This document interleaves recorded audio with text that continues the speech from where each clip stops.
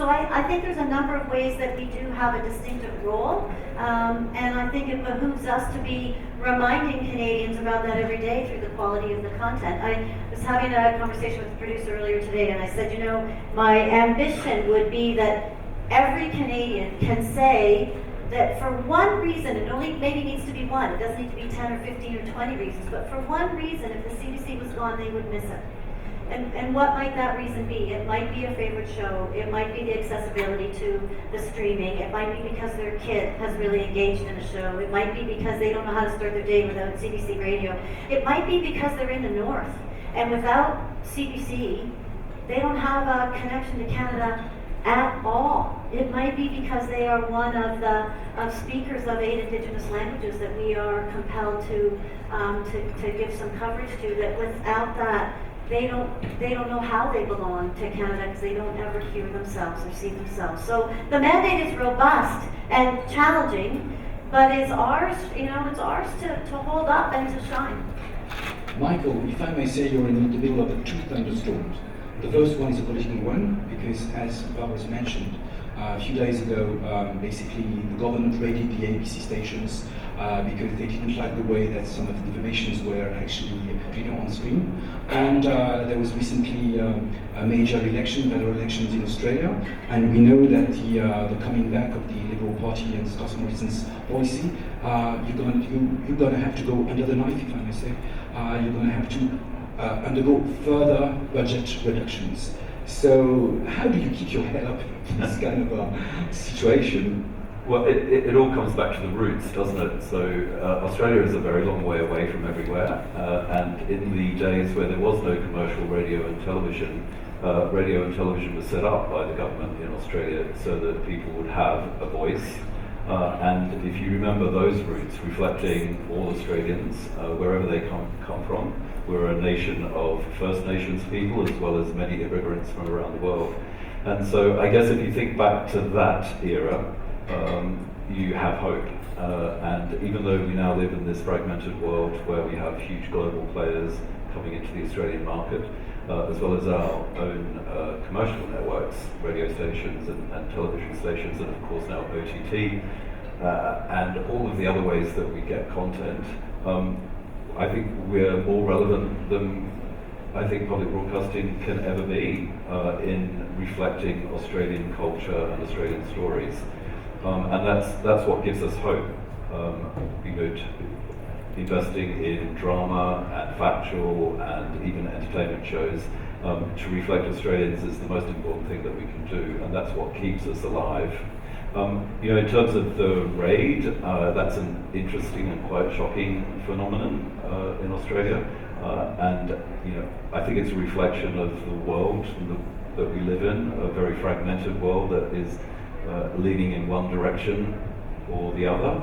And buoyed on by chaos in the UK with Brexit, Europe being through a horrendous economic downturn, various things that are happening in the US and other countries. So it's a strange time, and there seems to be this kind of rejection of expertise for collection of ideas in other ways. But I think public service broadcasting more than ever brings that all together in one place, and I don't think that they're going to get rid of the ABC in the near future. Because it's interesting, because at the same time as for CBC and as for PBS, ABC is one of the most respected and the most respected source of information in Australia. But at the same time, Australia is the birthplace of the Murdoch organization, which don't flag that much that you are actually competing in their own field. So these things may explain something that's happening right now. You talked about the core values of public television. Of course, you're sticking to them, if I may say. But how would you like them to evolve? Because, of course, the complicated outcome for you is to go along these values that defines you, but evolve with the times. So it's quite a major gamble for you. Well, I don't think values evolve. I think that's your North Star. And I think that where some media organizations have perhaps encounter challenges that when they have forgotten what the core of their organizations started out to be, and in the pursuit of different ideas have drifted. But that's not to say that you stay stuck in amber with the way that you've done work, forever. And so I think that I think this is the most exciting time to be in media. Everything is shifting, and you have to, I think, really embrace the change and recognize that we have to pay attention to where our viewers are hoping to find our content. You need to be in those places. I think this is a great opportunity to experiment with new storytellers who work on fundamentally different platforms than we have historically.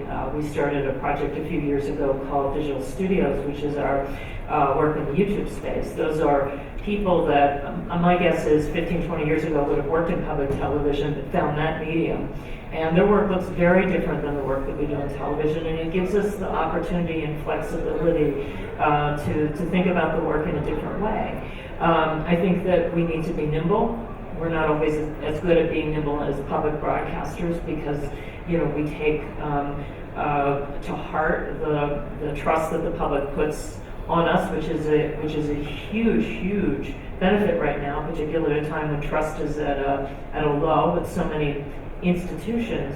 But trust can also, concern about not violating that trust can keep you from doing and trying things.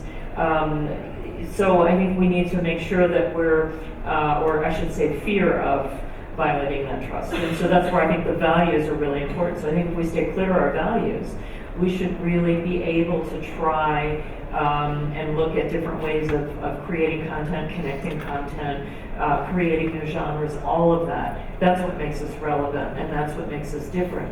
And then the other thing is, it was referenced in every one of those clips, is our tie to community. And that is different than all of the other media organizations who are doing great work, but whose focus is a little different than ours. Would you agree? Absolutely. I think that, the first thing you said is what sticks with me the most, which is our core values don't ever change. We're here to serve. That's very clear.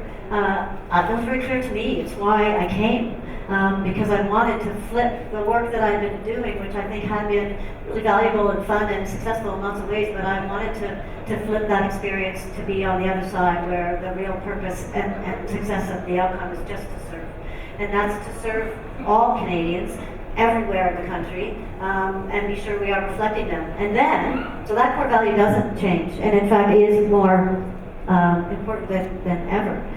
What does change, though, is the way we do that. And the clip we looked at with the CBC is about Jeff, it's about our streaming service, and it's an enormously successful platform very, very quickly. And we not only have catch up there for people that want to find and use the content on their own time, but we also are starting to do original content there, and to your point, in different forms, in different lengths, by different voices. It's a huge opportunity for us to be expanding what is our creative voice in a whole new way. As it is now with audio, podcasting, which we've been talking about a fair bit also. These are all the tools which others are also using. We're using them to support our core values and make sure that we stand true to those. So that part actually to me is the easy part, is to know those core values and to stay true to that North Star.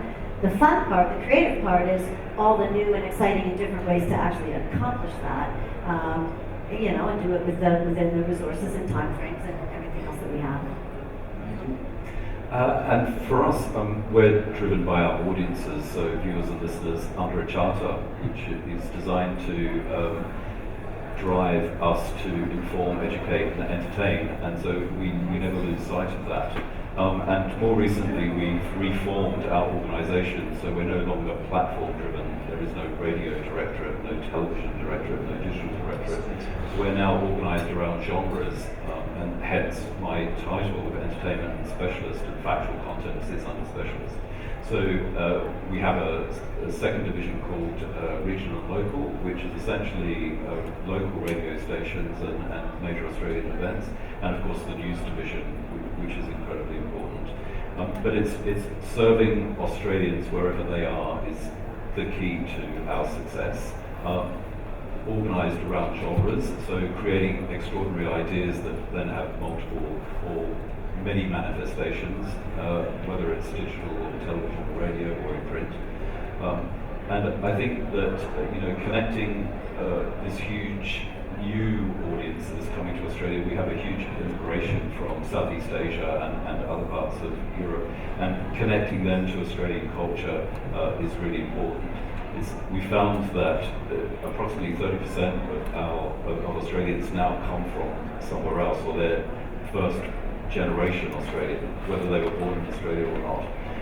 And they generally come from a place where public service broadcasting means something different, state-driven, so government messages. Yeah. And so we're finding that we have to re-educate them to tell them that this is It's not the voice of the state. That's right. It's not the voice of the state. It's reflecting them and their interests and their lives. So I think for us, we hold on to that, and it's what makes us distinctive in our market. When I think about our friends coming in to our market with local stories, it's great that you can watch The Crown or you can watch some other amazing $100 million an episode show and binge it over one weekend, my entire yearly budget. But Mine too. But so that gives us the strength to tell Australian stories and bring Australian stories to life in many different ways. Among the many challenges you've got to face, you've got one which is quite tricky. In the markets you represent, which we may call emerging markets, the overpopulation is basically aging. And you've got a core audience that is very loyal, but is, I would say, mature and aging. And at the same time, you're asked to welcome the new generation of viewers that are volatile, that wants to go from one channel to another. So it's quite difficult to keep the loyals happy and bring the new ones. How do you manage this?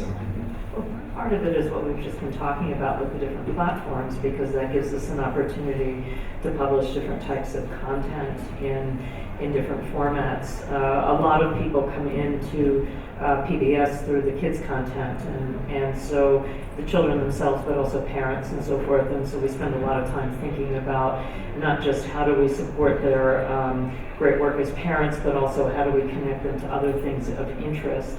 And I also think that you do have to pay attention to the content that you're producing to make sure that it is relevant to a wide audience. And I think you can certainly do that without offending some of the loyal audiences that have been with us for generations.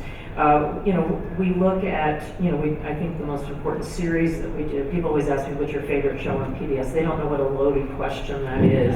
The risk of putting every producer into therapy. I do think that the most important series that we do is Frontline, which is our investigative journalism series that just won the DuPont Gold Baton Award.